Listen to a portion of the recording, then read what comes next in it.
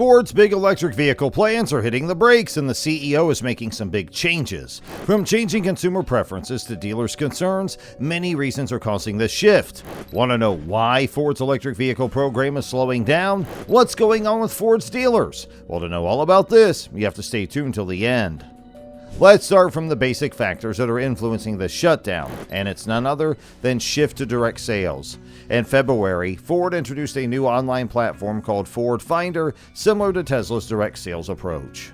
This platform allows customers to customize their vehicles online, choosing everything from trim levels to colors. It shows the exact MSRP without any dealership markups, providing a clear and straightforward buying experience. Customers can select available vehicles within their chosen radius and complete their transactions online. They have various payment options, including lease, finance, cash, or trade-in. This streamlined process benefits customers by making the buying experience easier and more transparent. However, the new platform caused some controversy among dealers. Many had invested heavily to meet the EV certification requirements, only to see Ford promoting a direct sales model that bypassed traditional dealership processes. The platform was originally intended for the Mustang Mach-E, but its rollout heightened tensions between Ford and its dealers. And this situation highlights the challenges of modernizing sales practices while trying to move away from traditional leadership models.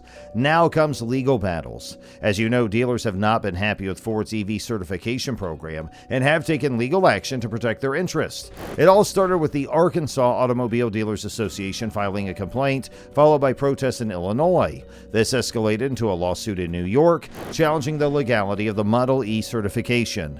The dealers' main grievances include unfair franchise terms, pricing requirements, margin cuts, and improper allocation systems. These legal actions could delay the implementation of the certification program, pending legal review. Dealers from 14 other states have also sought changes, arguing that every Ford dealer should be able to sell all types of vehicles, including EVs, based on market factors. Attorney Richard Sachs has been a vocal advocate for dealers' rights under franchise agreements, emphasizing fair access to EVs. Initially, Ford remained silent on these lawsuits, but eventually acknowledged the dealers' concerns and altered its course.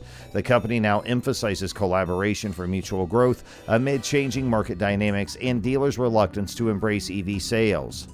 Have you heard about delayed EV projects? Well, despite some positive year-over-year changes, EV sales have been much slower than anticipated.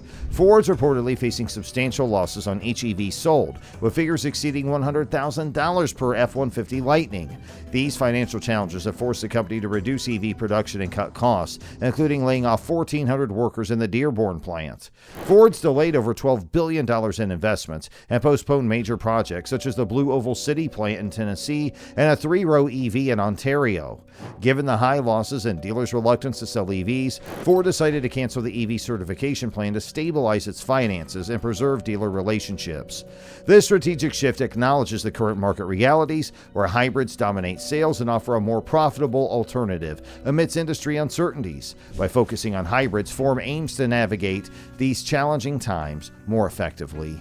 Now let's talk about dealer satisfaction and retention. The cancellation of Ford's EV program has significantly impacted dealer satisfaction and retention.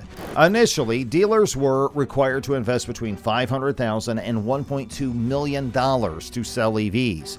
However, market uncertainties made many dealers resistant to these high costs. The Model E certification program further worsened this dissatisfaction. Dealers saw it as burdensome and costly, leading many to reject allocations on models like the Mach-E and F-150 Lightning. This dissatisfaction culminated in legal actions from dealer associations in states like Arkansas and Illinois. By the end of 2023, over half of Ford's nearly 3,000 U.S. dealers had opted out of EV investments. Ford's decision to cancel the certification program aims to repair strained relationships with dealers by removing the high investment barriers. Now, all dealers can sell EVs without costly certification. This move is crucial for boosting EV sales and improving dealer satisfaction amid evolving market dynamics. Ford hopes that by easing the financial burden on dealers, it can foster better relationships and encourage more dealers to participate in selling EVs. Ford's decision to cancel its EV certification program reflects a series of strategic moves aimed at adapting to market realities and addressing dealer concerns, from shifting consumer demands and dealer reluctance to invest to the growing popularity of hybrids and legal battles. Several factors have influenced a significant change of direction. In all this mess, one of the concerning factors is the changing tides of consumer demand. When EVs first hit the market, there was a lot of excitement. Many people believed EVs were the future of transportation, offering a cleaner alternative to traditional gas-powered cars. Early adopters were eager to try out the new technology, and growth projections for EVs were very high. However, as more people started to consider buying EVs, several challenges became apparent. One of the main issues is range anxiety. This is the fear that an electric car might run out of power before you can find a place to charge it. For many potential buyers, this was a significant concern. Unlike gas stations, which are everywhere, charging stations are still relatively sparse, and this made the idea of owning an EV less appealing to a lot of people. Another problem is the higher upfront cost of EVs. While they can save money on fuel over time, the initial price tag is often much higher than that of a traditional car, and this can be a big hurdle, especially in times of economic uncertainty. People are generally more cautious about making large investments when their financial situation is unstable. Additionally, the infrastructure to support electric vehicles is still developing. There are not yet enough charging stations, and the technology for fast charging is not yet widespread. This means that even if someone wants to buy an EV, they might not find it convenient to use it on a daily basis. While EVs face these challenges, hybrid vehicles started gaining popularity. Hybrids combine an electric motor with a traditional gasoline engine, offering some of the benefits of EVs without the drawbacks. For example, hybrids don't suffer from range anxiety because they can switch to the gas engine if the battery runs out. They are also generally less expensive than full EVs and don't require as much new infrastructure. Ford noticed this trend and decided to focus more on hybrids, and by doing so, the company aims to meet current consumer preferences and improve profitability. The major issue in this field is dealers' reluctance to invest in an uncertain future. Back in 2022, the outlook for EVs was very optimistic. Automakers were preparing for rapid growth in the EV market, and many Ford dealers were ready to invest heavily in EV certification. This certification would involve significant spending on things like charging stations and staff training, with some investments reaching up to $1.2 million.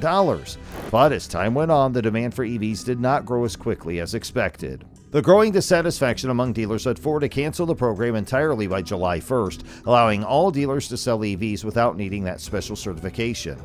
Now, talking about shifting gears to hybrids, it's also adding a factor in this issue. Ford's decision to cancel that certification program highlights the success of hybrids compared to electric vehicles. Hybrids have been gaining traction in the U.S. market now, making over 9% of car sales, with a nearly 70% year-over-year growth. This surge is largely due to their appeal as a middle ground between traditional gas engines and fully electric cars. For example, Toyota's made a strong commitment to hybrids with models like the upcoming hybrid-only RAV4. Ford's also seen success with its own hybrid models such as the Maverick and the F-150 hybrid.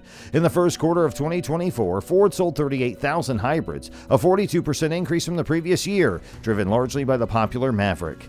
But even after this move, they're facing major losses, which is affecting the shutdown pretty well. So let us know, what are your views on this? We'd love to hear from you in the comments, and for more great videos, subscribe to our channel.